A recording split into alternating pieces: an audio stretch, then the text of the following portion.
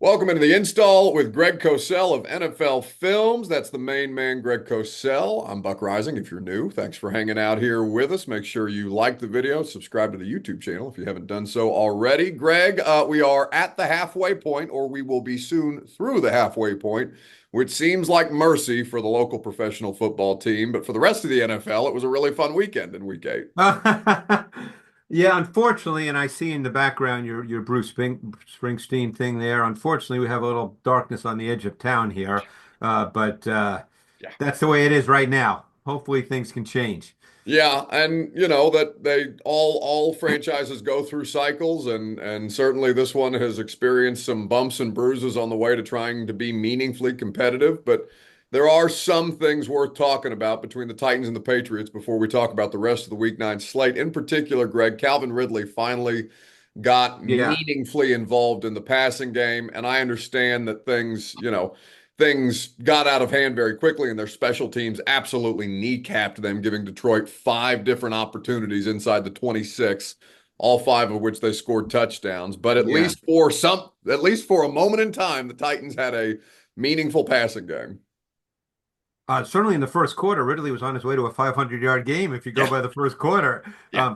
Yeah, and again, this is what we expected from Ridley. Obviously, the pass game with both Levis and even with Mason Rudolph has not shown any kind of consistency, but we saw what Ridley is. I mean, he can win one-on-one. He had that slot fade versus a really excellent coverage by Brian Branch. And he just showed late hands. That's often talked about, Buck, as you know, with receivers, even when you do receivers coming out in the draft, you talk about late hands because then the corner doesn't really know when he's going to catch the football. So he showed that on the slot fade, which I think was 26 or 27 yards. Then he had the vertical route where it was actually well done. So they got him on the slot corner Robertson because there was motion. And I forget who went in motion. It might have been Boyd, who was on the outside and went in motion inside of Ridley, I believe, if memory serves me correctly. So Ridley, they ended up switching because Robertson's normally the slot corner for the Lions, Amik Robertson, and he ended up on Ridley, and Ridley just ran by him. I mean, because Ridley has a vertical ability. So, hopefully, whoever plays quarterback this week, I know you and I are discussing this on a Thursday morning. We Mhm. know Will Levis threw for the first time in 2 weeks yesterday, Wednesday. We'll see how the rest of this week goes. We certainly can't answer that right now. But the point is Ridley is a higher level talented receiver, and hopefully they can continue to get him involved because sometimes, and it didn't happen last Sunday, obviously because of what you mentioned with the special teams, but when you're struggling on offense, big plays obviously are something you really that can kind of be a little bit of a deodorant. And it's funny, their run game, Pollard to me still looks good. I mean, I think it's an odd season, Buck, in the sense that there's some real positive. I think their defense is good. I know they gave up the long run, the touchdown to Gibbs, where I thought Murray was a little slow to kind of release the double team, and that created a little bit of a problem. I'm sure you know the play I'm talking about. Mhm. Um, but overall, this defense has played well. You could almost argue that if they were a really good team, that it's a playoff caliber defense. Oh, no, I think that Yeah, you could nitpick their ability to disrupt the quarterback on a regular basis yeah, properly, yeah. but they are a defense of a much better team than 1-6, I would say. Without question. And And I think that's fair. That's not looking through rose-colored glasses. I think that's fair. And I see almost every team in the league. This defense has played pretty well. yeah, agreed. And with Ridley, depending on the metrics that you're looking at, like he gets open. It's just in this game they were finally able to connect on some of Yeah. these opportunities. He caught 10 of the 15 receptions, Yep. or targets that they sent his way.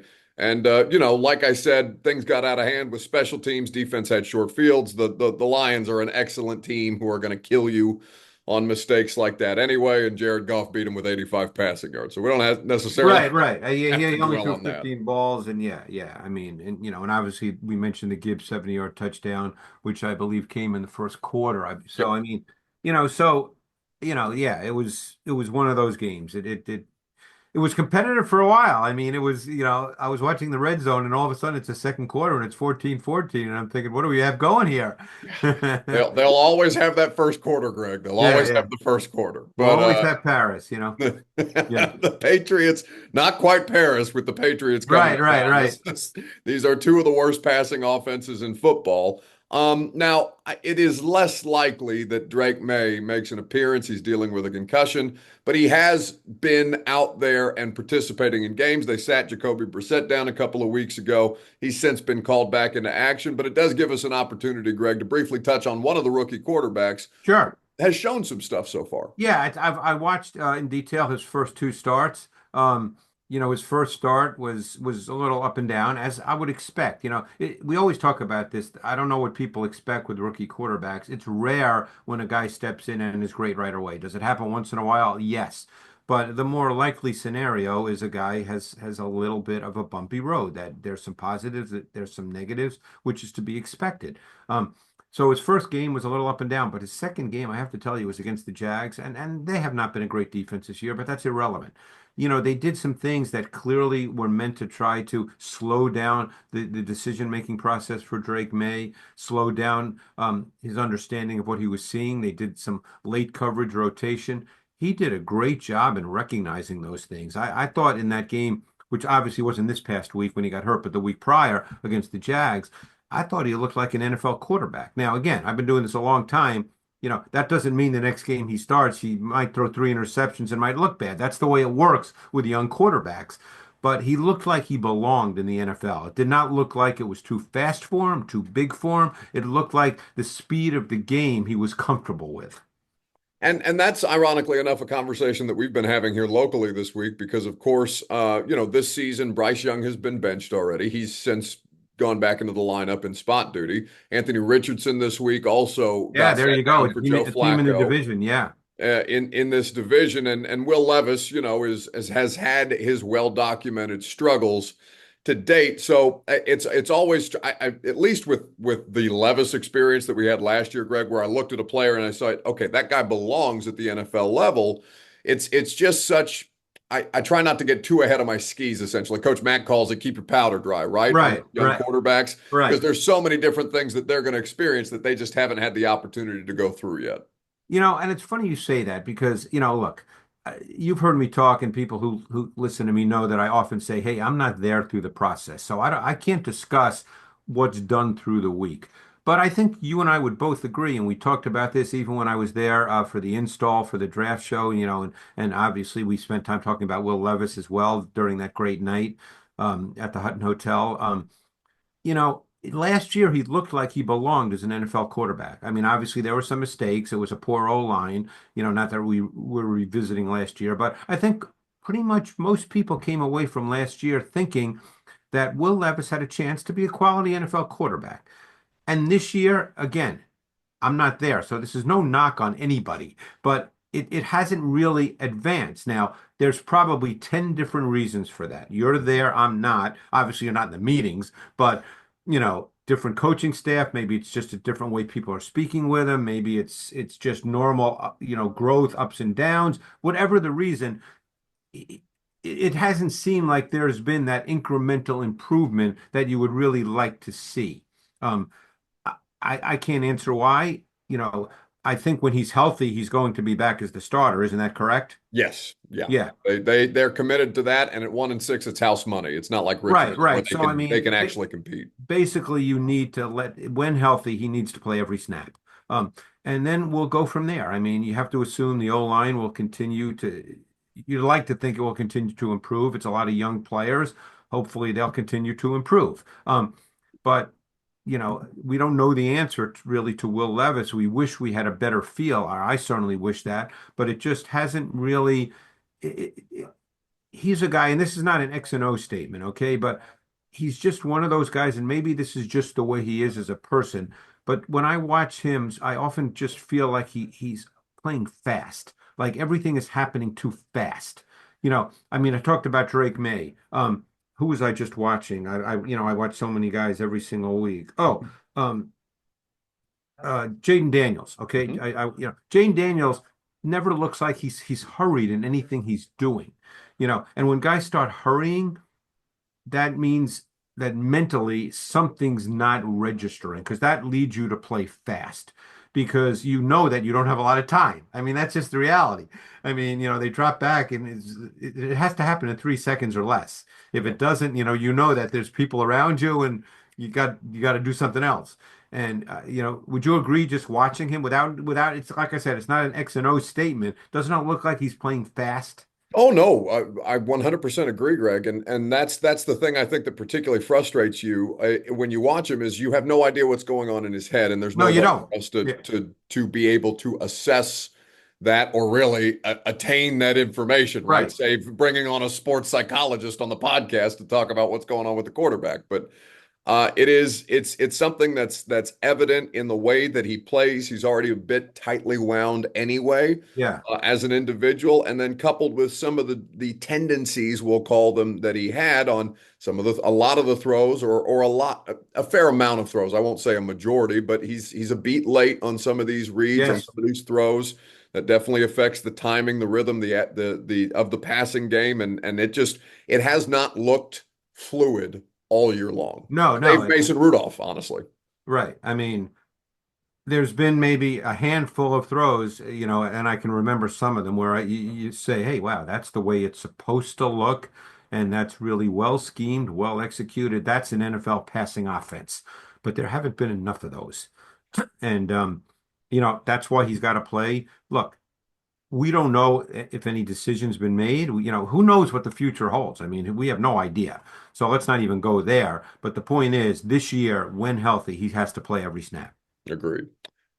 So from the two games, or the two teams who are not terribly competitive at this point, I imagine there are a great many competitive games being broken down on the Oh, yeah, ESPN yeah. NFL matchup show. I do quickly want to add, just since we covered a little bit of AFC South news with Richardson getting sat, Greg, and it sounds like based on Shane Steichen's press conference that that's the plan moving forward, not just for this week against Minnesota.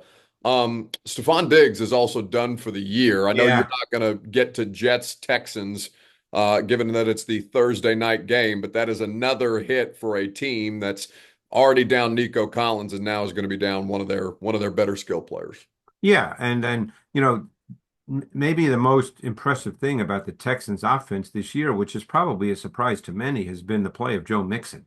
Because Yes. Joe Mixon, even though he missed 2, 3 games, I forget the number, but it seems as if in every game he plays, he's gaining 100 yards and they're giving him the football. I mean, this is clearly, I don't have the numbers in front of me, but I would bet he has 20 plus carries in almost every game in which he's played a full game.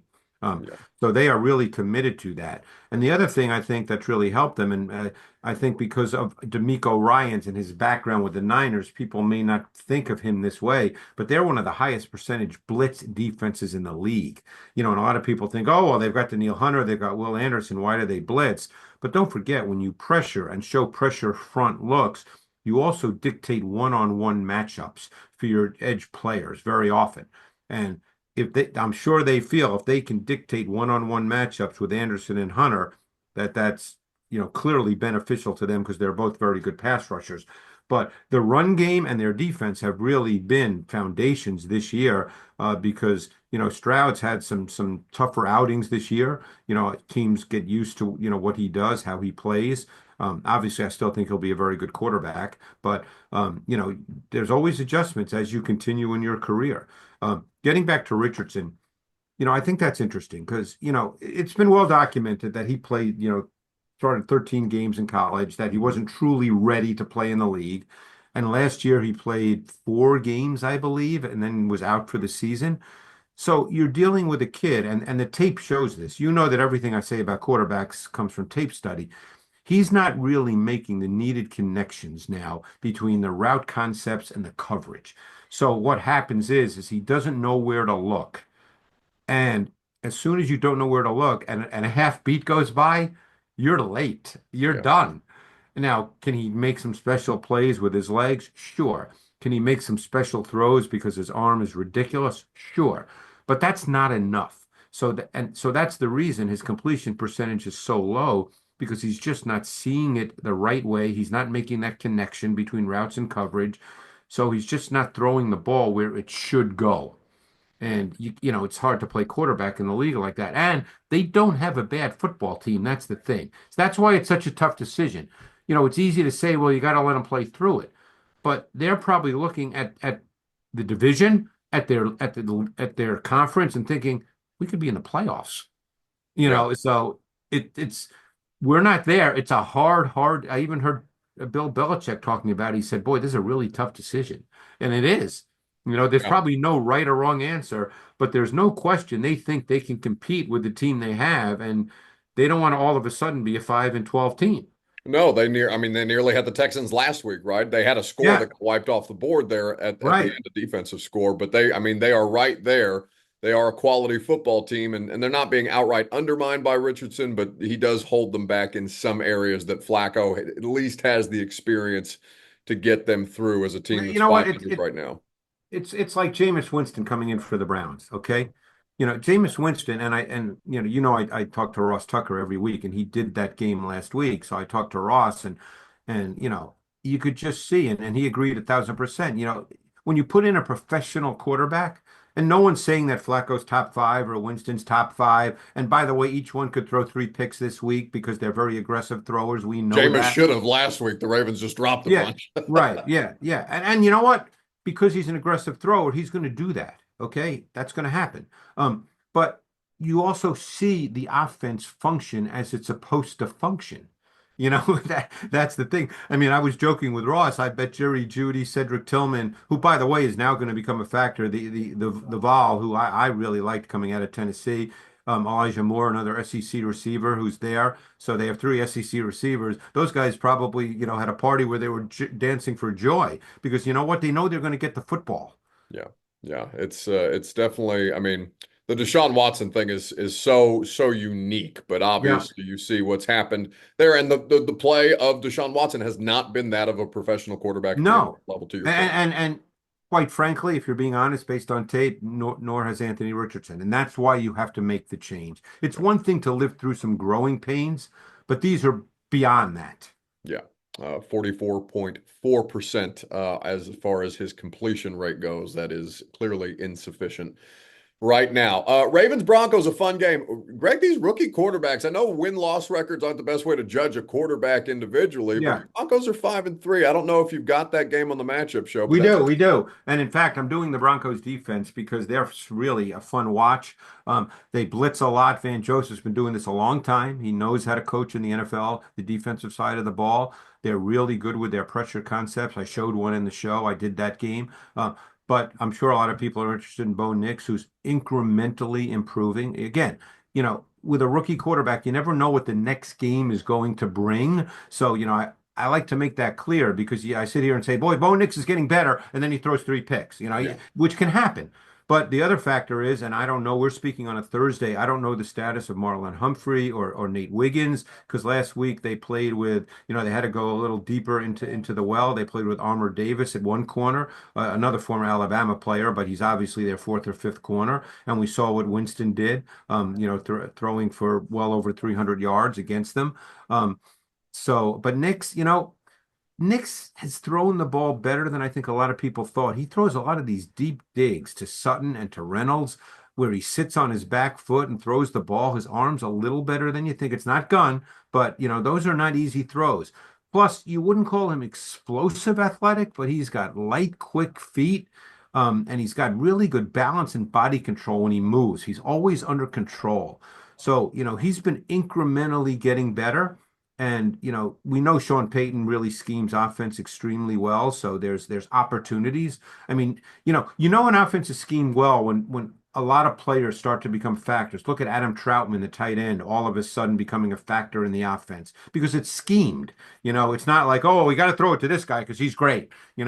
So we'll see. Obviously they're in Baltimore. Baltimore coming off a loss. Hey, for all we know, that game could be 30-10 Baltimore, but all we have is the tape up to this point. sure. It's Yeah. a fun evaluation, regardless of what the outcome ends up being.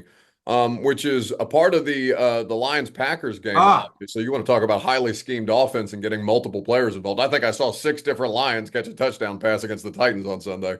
And this Green Bay Packers team with Malik Willis maybe at Maybe. quarterback, he made a play to get to keep them in the game against the Jags over the weekend. It's been a pretty fascinating watch from afar, Greg, and these are two highly competitive teams and arguably the best division in football. Yeah, two quick points. Number one is Josh Jacobs has far and away the most first down rushes of any running back in the league. So you clearly that's where they start their offense. And he's having a very good season. But the Packers defense, just like I mentioned, the Broncos defense, Jeff Hafley's doing an unbelievable job. They are so much fun to watch, Buck. The way, a big trend in the league now is teams lining up with pressure fronts, 6 and 7 guys, on the ball, because what it does is it dictates protections, okay? But 95% of the teams that do that only end up rushing four. So what happens is they line up with a 7-man front.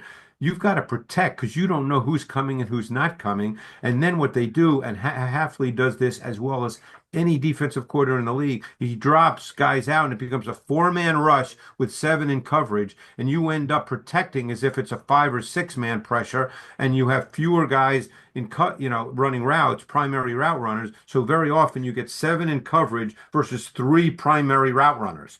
So Hafley's been phenomenal at that. And Xavier McKinney, not just because of the picks, okay? I know he's got a lot of interceptions. I think he leads the league, but the way he's deployed is he's really such a critical piece for them. He's having a fantastic season. Yeah, should be an excellent matchup to keep an eye on at Lambeau Field. Of course, you can break down all the matchups, all the tactics that go on in these NFL games on the NFL Matchup Show. Set your DVRs. You can get it on demand. ESPN Plus is how I watch it, or on ESPN if you're an early riser like Greg, who we know is already up in the morning grinding tape at God knows 6 a.m. Buddy, it's good to see you. Appreciate your insights and analysis as always. Enjoy the football this weekend. Thanks, Buck. Appreciate it.